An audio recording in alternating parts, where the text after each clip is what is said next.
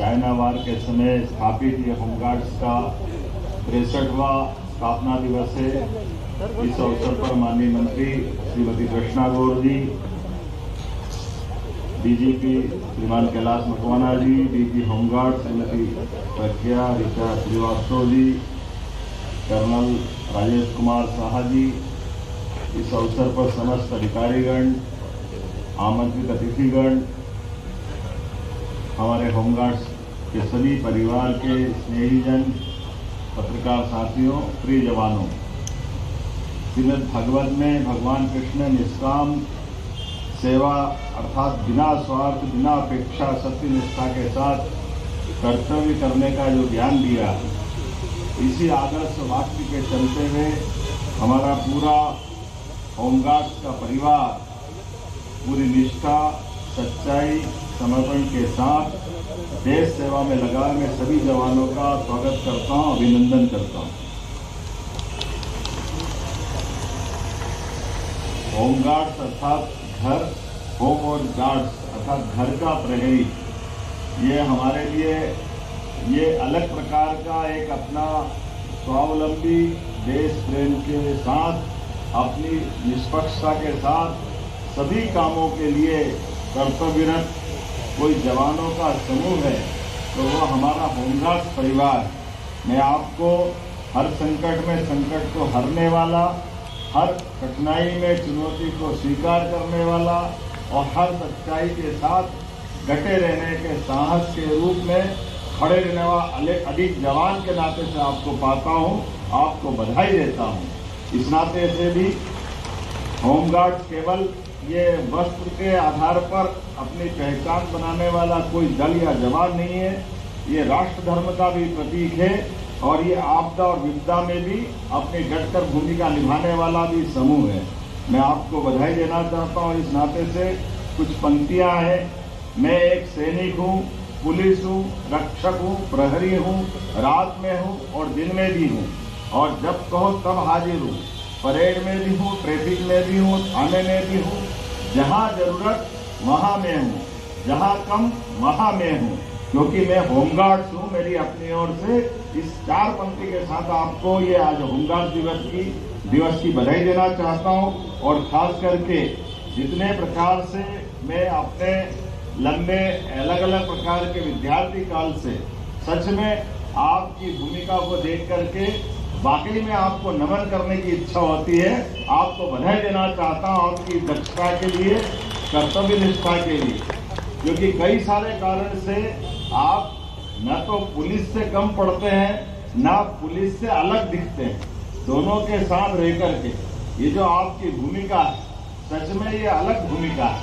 मैं आपको इस नाते से बधाई भी देता हूँ। और ये बात सही है कि मध्य प्रदेश में 2014 में एसडीआरएफ का गठन हुआ, तब होमगार्ड, नागरिक सुरक्षा, एसडीआरएफ तीनों ने मिलकर के एक त्रिशूल तैयार किया, जिससे आपदा प्रबंधन में एक नई ऊंचाइयां हासिल हुई।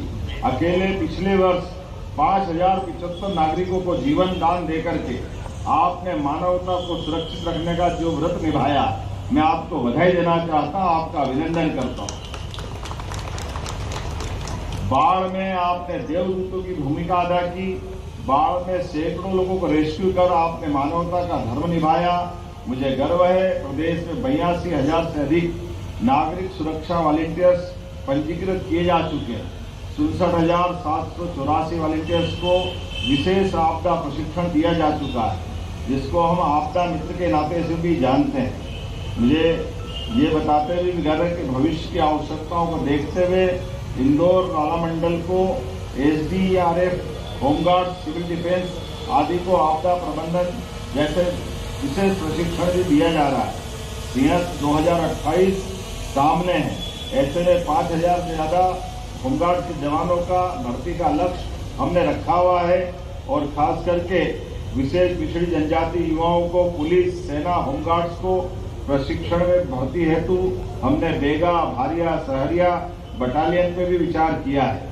मुझे आज इस बात की प्रसन्नता है कि जब आपका ये स्थापना दिवस है तो खाली हाथ आकर के कैसे बात करता, तो कुछ निर्णय भी करके आया हूँ।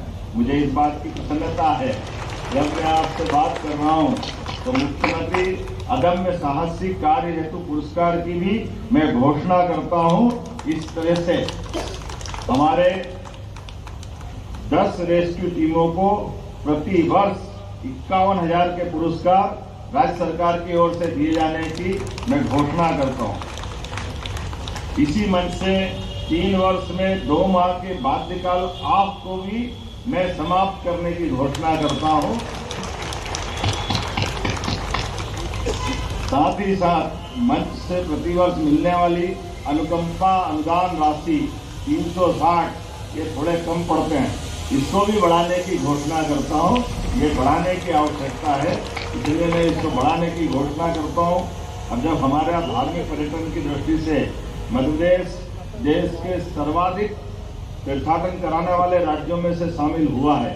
अलग अलग देवस्थान, चाहे बाबा महाकाल का ज्योतिर्लिंग हो या बाबा ओंकारनाथ का धाम हो, दोनों ज्योतिर्लिंग सहित कई सारे लोक हम बना रहे हैं। तो ऐसे में होमगार्ड्स के लिए 488 पदों की स्वीकृति प्राप्त हुई है। साथ ही साथ हमने कहा कि प्रत्येक मंदिर, देवालय और ऐसे स्थान जो हमारी आस्था से भी जुड़े हैं उसमें होमगार्ड को प्राथमिकता दी जाए। इस दिशा में हम लगातार बढ़ने का निर्णय कर रहे हैं।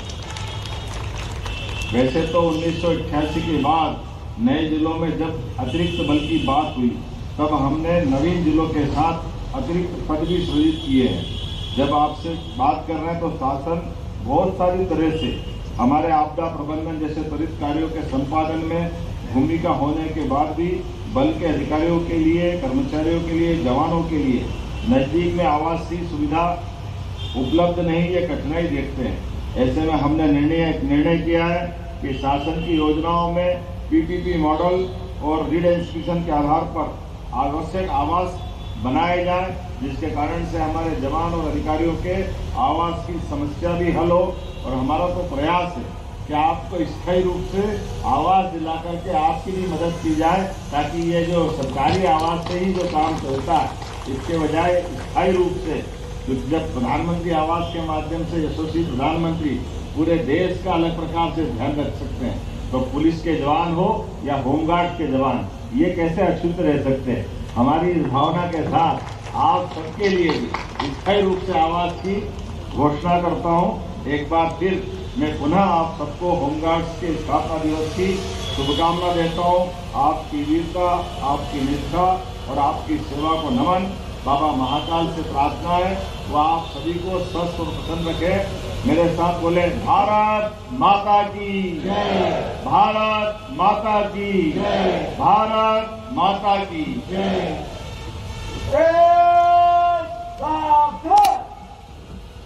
धन्यवाद, बहुत बहुत धन्यवाद माननीय मुख्यमंत्री जी। माननीय मुख्यमंत्री जी को अपने बीच पाकर आज होमगार्ड परिवार की खुशियों का पारावार नहीं है।